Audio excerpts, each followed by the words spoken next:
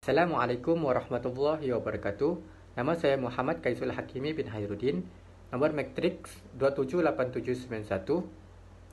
Kami dari kumpulan 8 ingin membentangkan tentang kewujudan makhluk, yaitu manusia. Taib.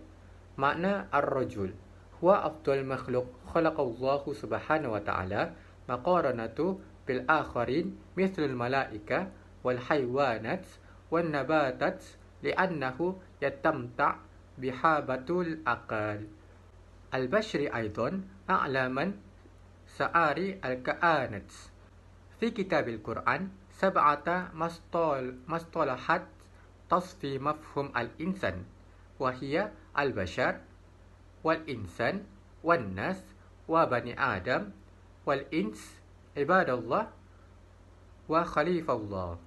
Baiklah, maksud insan merupakan makhluk sebaik-baik kejadian yang diciptakan Allah Subhanahu wa taala berbanding dengan yang lain seperti malaikat, haiwan dan tumbuh-tumbuhan kerana mempunyai kurniaan akal fikiran. Darjat insan juga diangkat lebih tinggi berbanding makhluk lain. Dalam kitab suci Al-Quran terdapat 7 istilah yang menerangkan tentang konsep insan, yaitu al-bashar, al-insan, an-nas, Bani Adam, Al-Ins, Abdillah dan Khalifullah. Istilah pertama ialah Al-Bashar. Menurut Quraisy Syabab, insan dinamai Al-Bashar kerana kulitnya tampak jelas dan berbeza dengan kulit haiwan yang lain. Insan dikatakan makhluk fizik kerana insan akan berubah daripada seorang bayi kepada kanak-kanak, remaja, belia dan seterusnya menjadi tua dan lemah dan seterusnya meninggal dunia.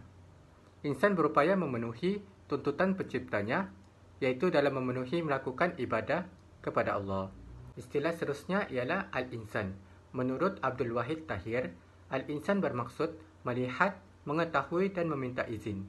Istilah ini menunjukkan bahawa insan memiliki kemampuan untuk memerhati dan berfikir berbanding dengan makhluk yang lain. Seterusnya ialah istilah An-Nas. Istilah An-Nas memberi fungsi kepada insan sebagai makhluk sosial yang tidak dapat hidup dengan dirinya sendiri. An-Nas juga dikenali sebagai makhluk yang pelupa. Dari awal penciptaan manusia, Nabi Adam AS dipasangkan dengan Hawa AS.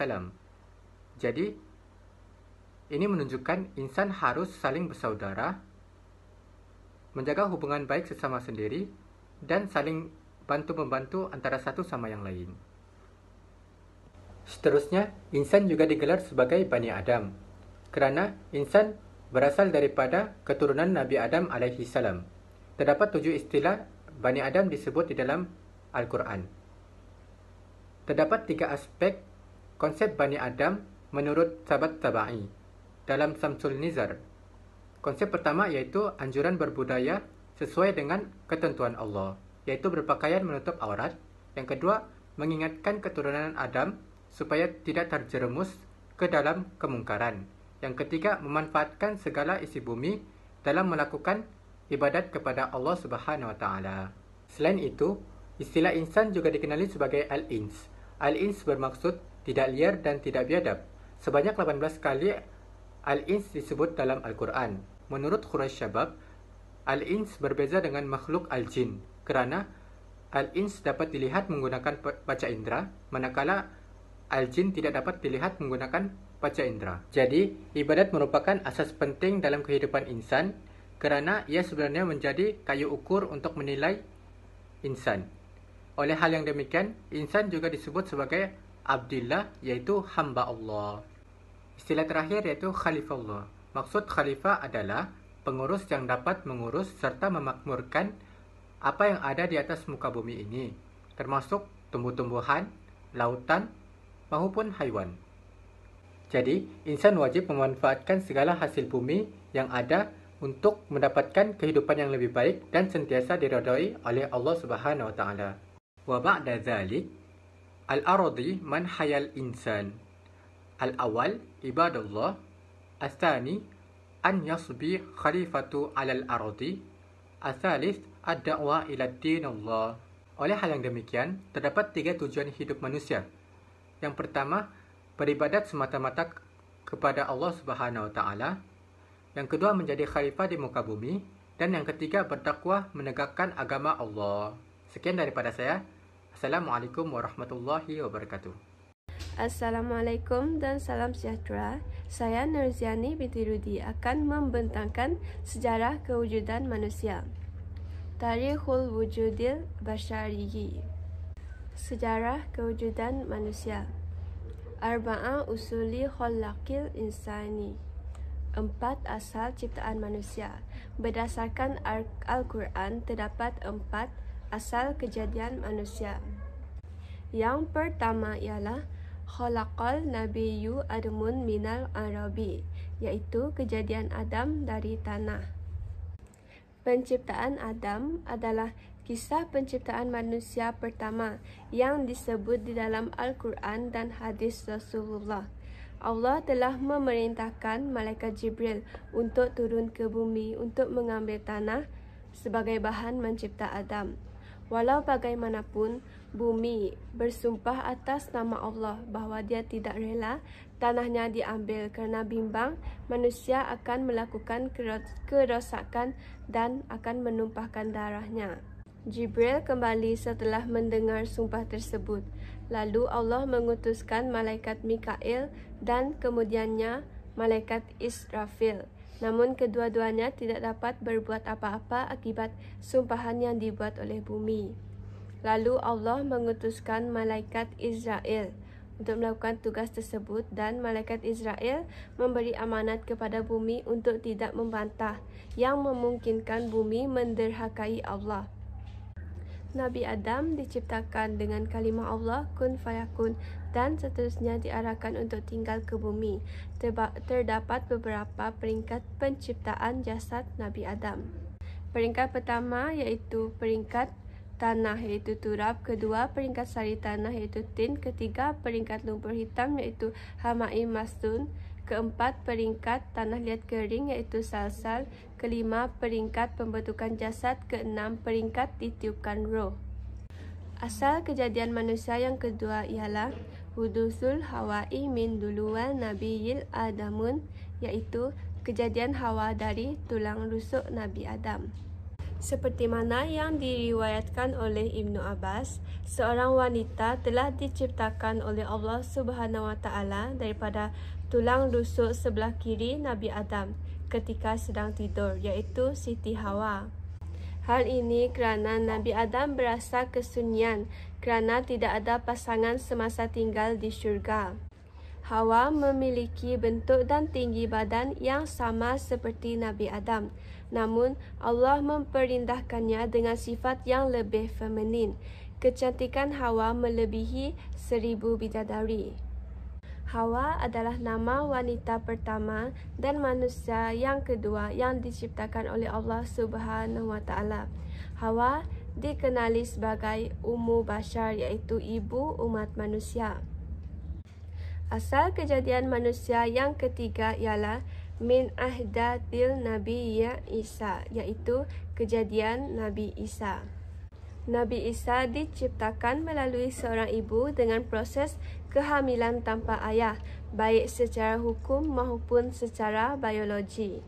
Berdasarkan surah Al-Imran ayat 59, penciptaan Nabi Isa di sisi Allah adalah sama seperti penciptaan Nabi Adam. Allah menciptakan Nabi Adam daripada tanah, kemudian berfirman kepadanya, "Jadilah seorang manusia," maka jadilah ia.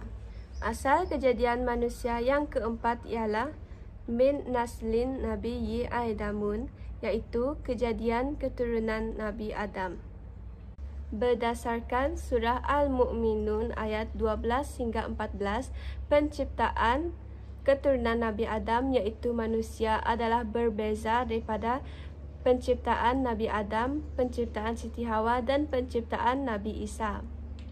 Berdasarkan surah Al-Mu'minun ayat 12 hingga 14, penciptaan keturunan Nabi Adam iaitu manusia adalah berbeza jika dibandingkan dengan penciptaan Nabi Adam, penciptaan Siti Hawa dan penciptaan Nabi Isa.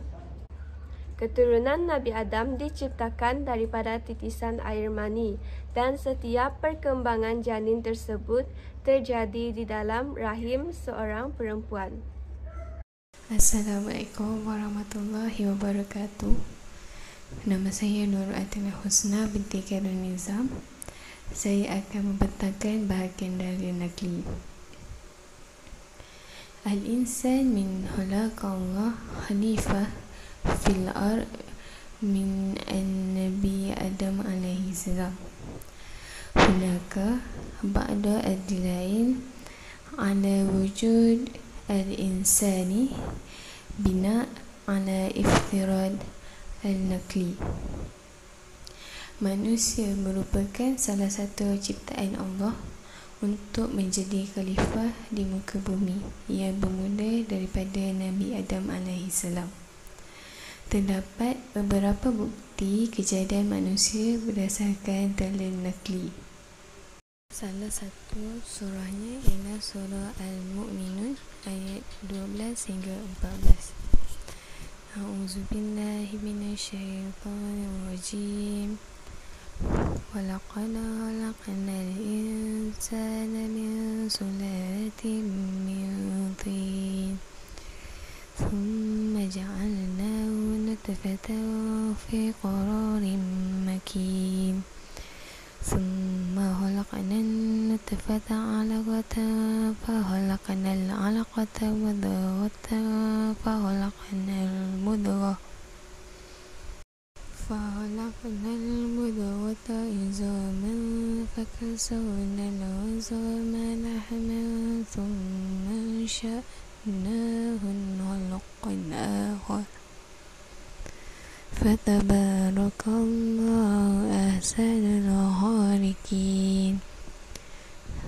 Maksudnya, dan sesungguhnya kami telah menciptakan manusia dari suatu saripati berasal dari tanah. Kemudian kami jadikan saripati itu air mani yang disimpan dalam tempat yang kokoh, rahim. Kemudian air mani itu kami jadikan segumpal darah. Lalu segumpal darah itu kami jadikan segumpal daging. Dan segumpal daging itu kami jadikan tulang belulang. Lalu tulang belulang itu kami bungkus dengan daging. Kemudian kami jadikan dia makhluk yang berbentuk lain.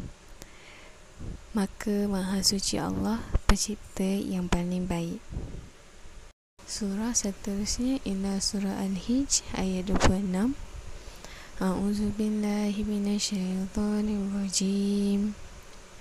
وَلَقَدْ خَلَقْنَا الْإِنسَانَ مِنْ صَلْصَالٍ مِنْ حَمَإٍ مَسْنُونٍ, yang bermaksud, dan sesungguhnya kami menciptakan manusia Adam dari tanah diet kering yang berasal dari lumpur hitam yang diberi bentuk. Kedua-dua surah ini dijadikan dalil naqli sebagai bukti kejadian makhluk, iaitu manusia. Nama saya Siti Nobalkis binti Husin. Saya akan membentangkan proses kejadian manusia melalui dalil akli. Seperti yang kita tahu, proses kejadian manusia ini terbahagi kepada 6 peringkat, iaitu di mana peringkat pertama merupakan peringkat persenyawaan antara benih lelaki dan juga benih perempuan yang dikenali sebagai nutfah. Daripada nutfah ini Allah telah menciptakan anggota-anggota yang berlainan, tingkah laku yang berbeza, serta Allah menjadikan lelaki dan juga perempuan.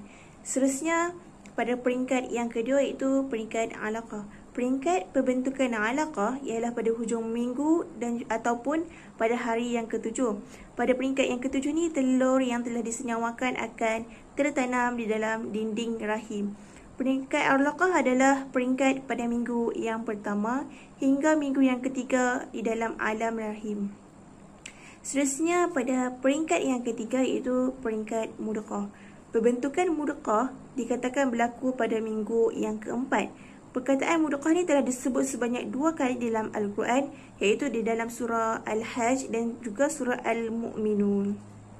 Di peringkat ini sudah berlaku pembentukan otak, saraf tunjang, telinga dan anggota-anggota yang lain. Selain itu, sistem pernafasan bayi juga telah terbentuk. Jantung bayi mula berdegup dan menjelang 7 minggu, sistem pernafasan bayi akan berfungsi dengan sendiri. Seterusnya pada peringkat yang keempat, iaitu peringkat Aizam dan juga Lahma. Pada peringkat ini iaitu pada minggu yang ke-5, ke-6 dan juga ke-7. Peringkat ini pembentukan tulang yang mendahului pembentukan otot. Apabila tulang belulang sudah dibentuk, maka otot-otot itu akan membungkus rangka tersebut. Kemudian pada minggu yang ke-7, terbentuk pula satu sistem yang kompleks di mana pada tahap ini perut dan usus, seluruh saraf, otak dan tulang belulang ni mula terbentuk. Serentak dengan itu, sistem pernafasan dan saluran pernafasan dari mulut ke hidung dan juga ke paru-paru akan mula kelihatan. Begitu juga dengan organ pembiakan, kelenjar, hati, buah pinggang, pundi kencing dan anggota-anggota yang lain sudah terbentuk dengan lebih sempurna lagi. Kaki dan tangan juga mula tumbuh. Begitu juga dengan mata, telinga, mulut dan semakin sempurna. Pada minggu ke-8, semuanya telah sempurna dan juga lengkap. Seterusnya pada peringkat yang ke-5 iaitu peringkat Nasya'ah Khalqan Akhar. Pada peringkat ini iaitu menjelang minggu yang ke-8, beberapa lagi perubahan telah berlaku. Tetapi perubahan yang berlaku ini bukan lagi pada embrio, namun sudah masuk ke peringkat janin. Pada bulan ketiga, semua tulang janin telah terbentuk dengan sempurna. Kuku-kuku pun mula tumbuh. Dan pada bulan keempat, pembentukan uri menjadi cukup lengkap. Dan pada peringkat yang terakhir iaitu peringkat yang ke-6 iaitu peringkat roh. Peniupan roh ini tak dapat dikaji oleh saintis sehinggalah sekarang. Tetapi ulama telah berpendapat roh ditiupkan selepas 120 hari iaitu setelah sempurna kejadian jasad manusia di dalam perut ibu.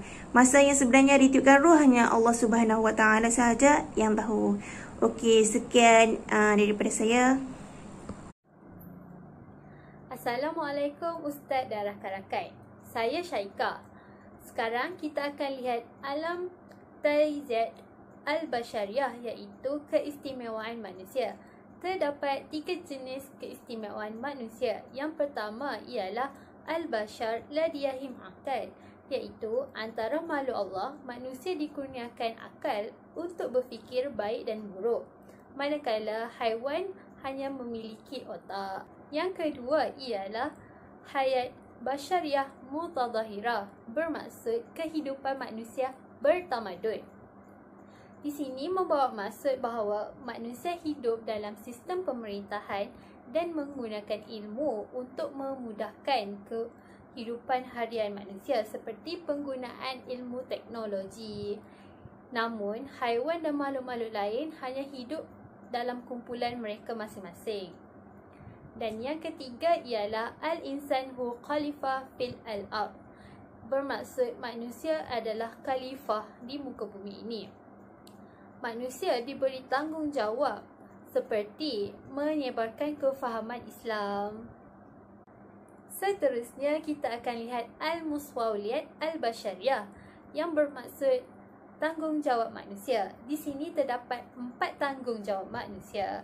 Yang pertama ialah Maswawliyatullah, iaitu tanggungjawab manusia terhadap Allah.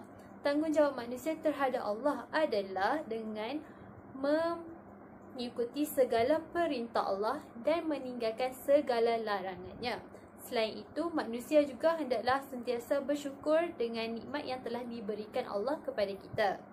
Yang kedua ialah Al-Maswawliyat Tujah Nafsa, iaitu tanggungjawab manusia terhadap diri mereka sendiri. Tanggungjawab ini boleh dilakukan dengan menjaga kesihatan diri dan kesihatan akal.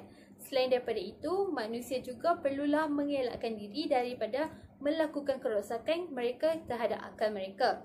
Sebagai contoh adalah meminum arak dan mengambil dadah, di mana perkara tersebut dapat merosakkan akal.